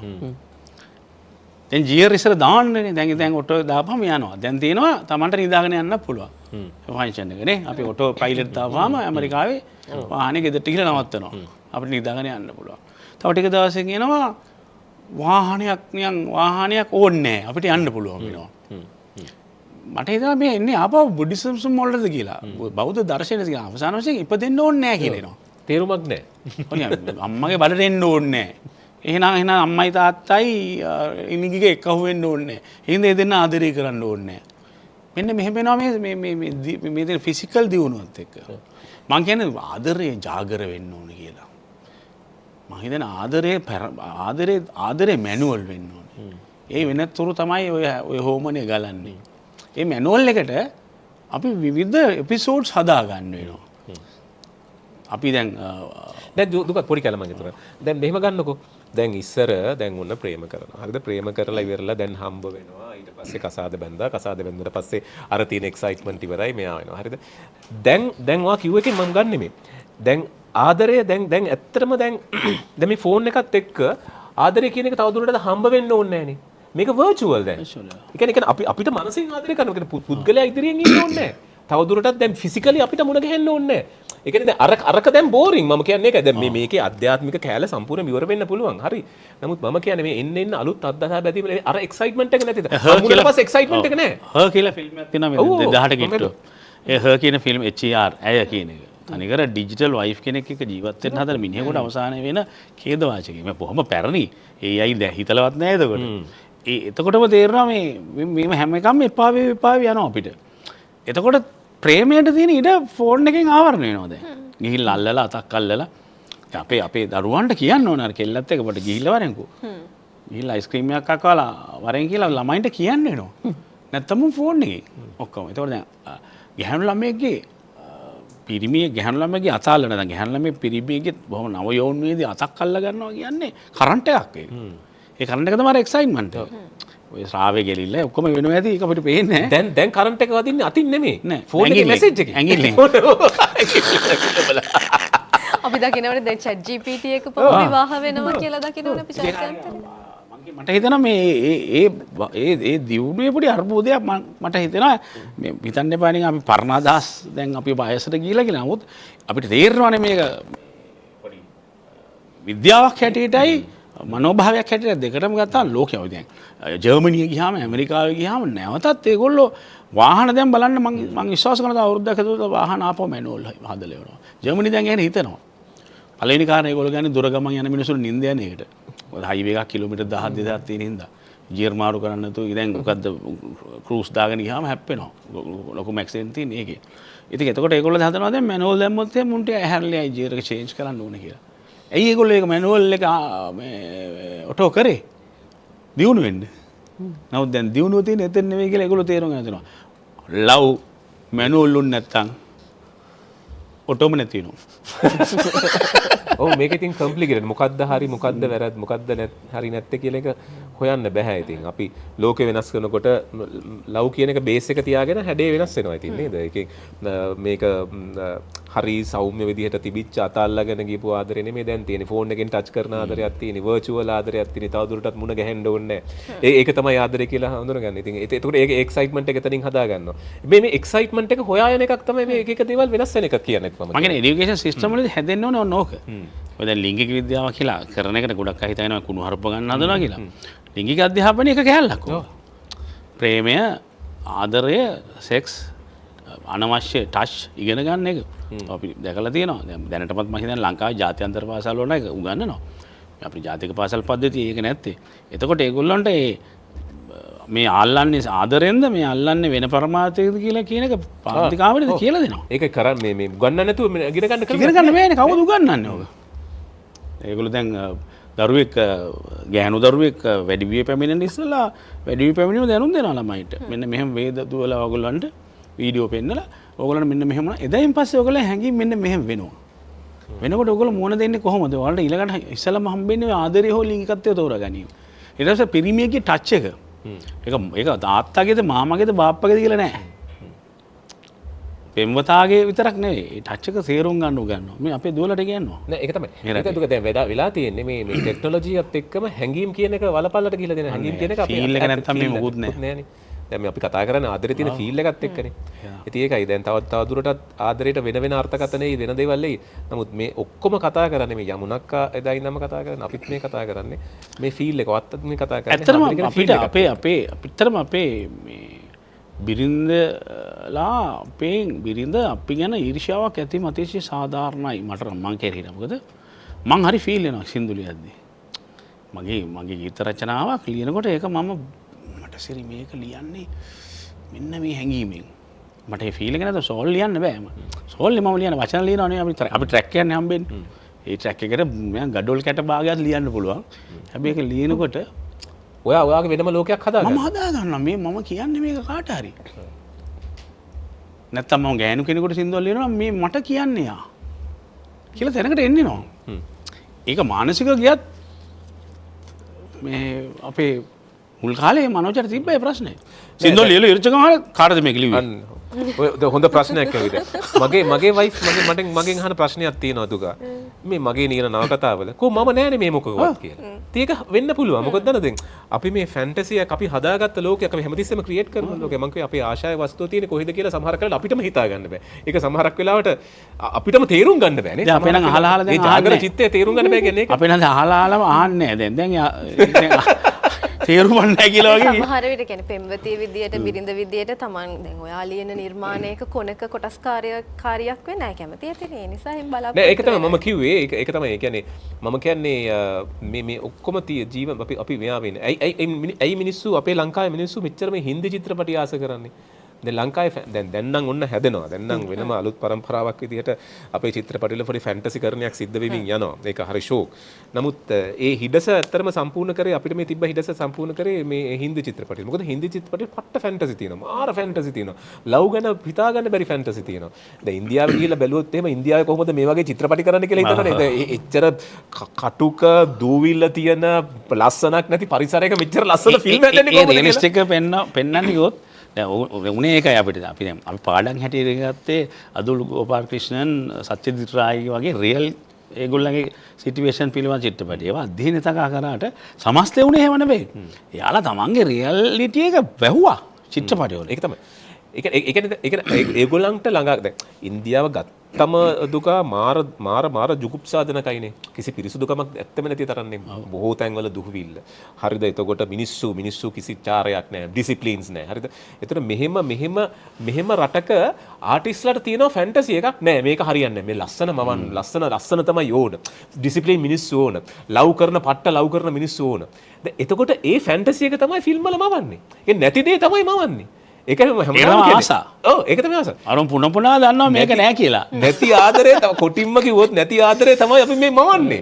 ආදරේ හැම කෙනෙක් ආයෙ සරලව ගත්තොත් තව මුලට ගියොත් එහෙම මේක හම්බුනොත් එහෙම ඔක්කොම ඉවරයි. ඒ හින්දා නැති එක තමයි අපි මේ ෆැන්ටසි කරන්නේ ගොඩනගන්නේ.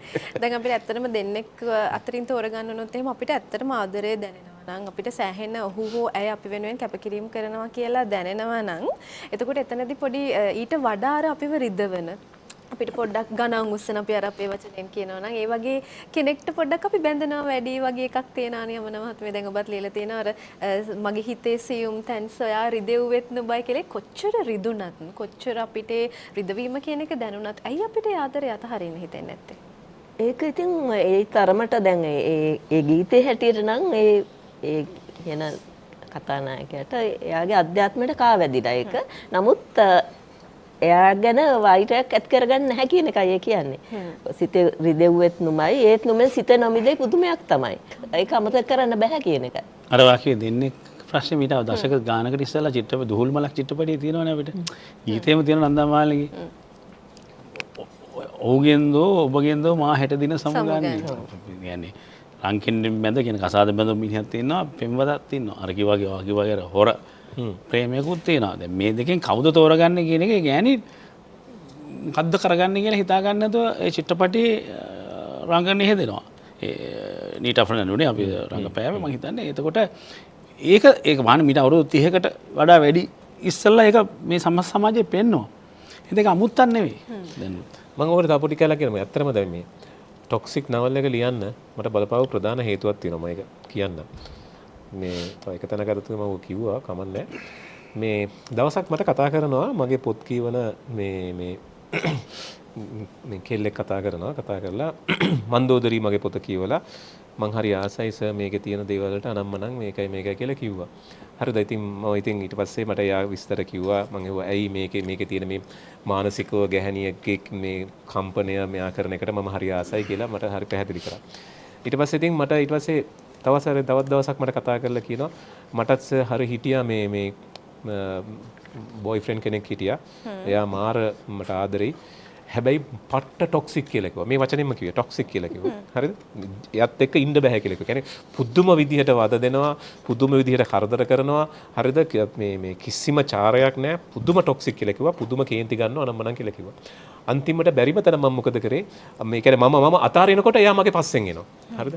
හරිද? ඒක මම අතාරිනකොට එයා පස්සෙන් එනවා. සමහර දවස්වල මම මාස ගණන් එයාත් එක්ක කතා නොකර ඉන්නකොට එයා ඊට පස්සේ පස්සෙන් ආවිල්ලා කොහොම හරි මාව යාළු කරගන්නවා. හරිද? ඔහොම කරලා අවුරුදු 2ක් විතර ගිහලා මම මේක නැවැත්තුවා කියලා කිව්වා. හරිද? ඊට පස්සේ අනේස මේ මම දැන් මට අලුත් බොයි කෙනෙක් හම්බුණා. මම දැන් එයාව බැන්දා. මට දැන් ළමයෙකුත් ඉන්නවා කියලා කියනවා. හරිද? මේ දැන් එයාගේ නම නොකියන නිසා මම මේක ඇත්තම කියන්නම්. ඊපස්සේ මම ඇහුවා දැන් කොහොමද ඔයාගේ දැන් අලුත් ජීවිතේ හොඳයි? දැන් ඔයාගේ හස්බන්ඩ් එක්ක සතුටින් ඉන්නවද? මේ ඔව් සර්. හැබැයි එකක් තියෙනවා. එයා මාත් එක්ක සෙක්ස් කරනකොට මම හැමදාම නිදාගන්නේ එයාත් එක්ක නෙමෙයි.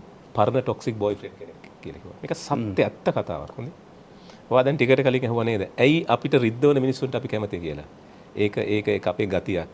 අපිට ආදරය කරන මිනිස්සුන්ට වැඩිය සමහර කලට ටොක්සික් මිනිස්සුන්ට අපි මාර ආසයි.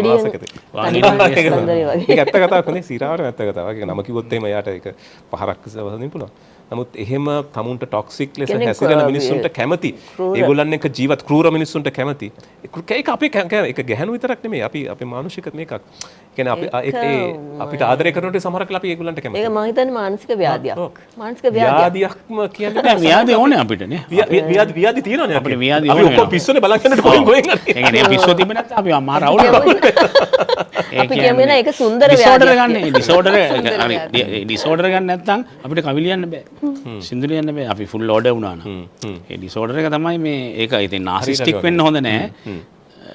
නාසිස්ටික් ඩිසෝඩර් තමයි ලෙඩක් කියන්නේ. ඩිසෝඩර් එකක් මිනිස්සුන්ගේ තියෙනවා. අපි හරි පිළිවෙලක් නැති. සිතවිලි විතරක් පිළිවෙලට තියෙන පෙළ ගස්සන්න පුළුවන්. එහෙම මිනිස්සු හිටියනේ. දැන් අපි සමහරට වෙන්න පුළුවන් අපි දෙකම කරගන්නව වෙන්න පුළුවන්. හැබැයි ඒත් අර සිතවිල්ල එන්නේ අපිට ඩිසෝඩර් එකකින්මයි. කියන පිළිවෙලට හිතන්න පුළුවන් අපිට ලියන්න පුළුවන් වෙන ආටිස්ට් කෙනෙක් වෙන්නේ නැහැ. මාර පිළිවෙලට අක්ෂර විනාශය කොහොම හරියට දැනගතට කවුරු හරි දෙයක් අපිට කිව්වනම් දැන් ඔයා කිව්ව විදියට එයාගේ දේවල් අපිට අරගෙන අපිට එයා වෙලා ලියන්න පුළුවන්. එහෙම දේවල් තියෙනවා. දැන් අපිටම වෙන්න ඕනේ හැමදේම. ඒක දැන් ප්‍රේමයේ මේ අපි ලියපු සින්දු දහස් ගාණක් තිබු ලිව්වට ඔය හැම එකකම එක්ස්පීරියන්ස් මගේ නම් මම මේ රටේ කෙල්ලෝ භාගයකට භාගයක් ලව් කරලා තියෙන්න බෑ. බූට් කාලා තියෙන්න බෑ. එහෙම නෑ. සමාජගත වුණා මගේ අත්දැකීමද අන් අයගේ අත්දැකීමද සමාජ අත්දැකීමද ඓතිහාසික අත්දැකීමද මේ ඔක්කොම එකතු කරලා ඉතිහාසය අපිට. ඒක තමයි අර කිව්ව ව්‍යාධිය අපිට තියෙන්නේ. ඒකට ඒක අපේ කරගන්න. හැමෝගෙම දුක් අපි ගන්නවා. දැන් මම දෝන කතිරණා ලියනවා කතිරණා සින්දුව ලියනකොට මම දෝන කතිරණාට ප්‍රේමයෙන් ඒක ලියන්නේ. කන්ද උඩ ගිනි දළු ඇවිලේවි කියලා ඒ සායන පුරා හිටිය හැටි කියන්නේ ඒ ගෑණි පුරුෂයන්ගෙන් උපරිම මේ විනාශ වෙච්ච දුක් විඳ දෝන කතිරණා ගැන කුසුමාසන දේවි ගැන මම ලියනවා මං ලියන්නේ යාට ලව් එකකින්. ඒක මට යාට ආසයි මං යත් එක්ක ඉන්න ආසයි. මොකද මං කුසුමාසන දේවි දැකලා තියෙන චිත්‍රකේ විතරයි. ඒ වුණාට මං ඒ කැරක්ටර් කිව්වම මට එනවනේ ප්‍රේමයක් යාට කරන්න. දැන් උදාහරණයක් හැටියට එහෙම ඉන්නවනේ. අහවල් බිසව අහවල් ඕකේ හොඳම ජනප්‍රියම කෙනානේ මේ කවුද මෙයත් ප්‍රමිලා මේ ලෝකේ සියල්ලම හොර ගෑනු වෙනුවෙන් පෙනී හිටිය බිසවුන්නා දෙන ප්‍රමිලා. හරිද? ඒතට ඒ වුණාට දැන් ඊපෙරදා මගේ අතින් නිර්මාණයක් ලියවෙනවා වෙන්කතරංගමාල් ගැන මං හොයාගත්ත පොඩි සාක්ෂියකින් මට ගීතයක් ඒක සාක්ෂි හරියන්න ඕනේ නැහැ මට ගීතය ලියලා ඉවරයි. කියන්නේ රාජසිංහ රජුරුවන්ගේ ද්‍රවිඩ බිරිඳ වෙන්කතරංගමාල්. ඇගේ අර මේ පිට කෝට්ටේ මියුසියම් එකේ තියෙනවා එයාගේ කරාම්බ ගලවලා ගත්තාම වැටිච්ච ලේ ටිකක් තාම. එයා අර රජුරෝ බීලා බුදිනේ හැමදේම. එයා බොහොම සූරා සොණ්ඩෙක්නේ. ඒ වෙන්කතරංගමාල් බිසවට හිට වැදිච්ච නිලම කෙනෙක්. ඔටුන්න තියෙද්දි සයනයට ගියේ. පිළිබඳ නිර්මාණයක් මම කරනවා. වෙන්කතරංගමාල් කියලා. එතකොට දැන් ඒක මට සිද්ධ වෙලා නැහැනේ. හැබැයි ඒකෙත් තියෙන අර කිව්ව ටොක්සික් එක තමයි. අර ගෑණි තෝන්නම් තිබ්බා ආවාදීපු වෙලාවේ සුද්ධෝ ගිහිල්ලා අල්ලගත්තාම රජුරුවයි වෙන්කතරංගමාලුයි තව බිසවුරු දෙන්නකොයි නෑ මම අහවල් නිලමෙත් මාත් එක්ක ඉන්නම් කියලා නවතින්න. නෑ මේ ගෑණි ගියානේ. අර සීලින්කෝ එක ගාව තියෙන ඉර කුටියේ ඉඳලා කොහෙද ඇරියේ ගෝවට හරි ගිහලා අවුරුදු 30 ගානක් දුක් විඳා මිනිහත්. ඒක අරක නේද? ඔයාගේ ටොක්සික් වගේ කතා. අර කොච්චර දුකක් විඳින්නද ඉන්දියාවේ ඉඳන් ඇවිල්ලා ගෑණි අර උදේ ඉඳන් බීලා රැටත් බීලා සායනී පුදින ඔටොන්න දාගන්නත් බෑ ඔටොන්න බෙම හැටනවලු උදේට අර නිලමේ තමයි අරන් දෙන්නේ ඉතින් ඌට හිතෙනවා යකෝ මූට ඔටොන්නත් දාගන්න බැරි එක මම රැට ඇඳට ගොඩුනට කමන්නේ නේ කියලා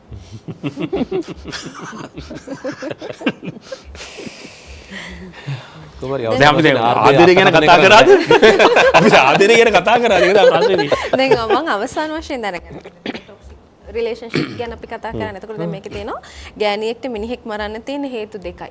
පළවෙනි එක දරා ගන්න බැරි තරම් එයා ඒ මිනිහට වෛර කරන එක.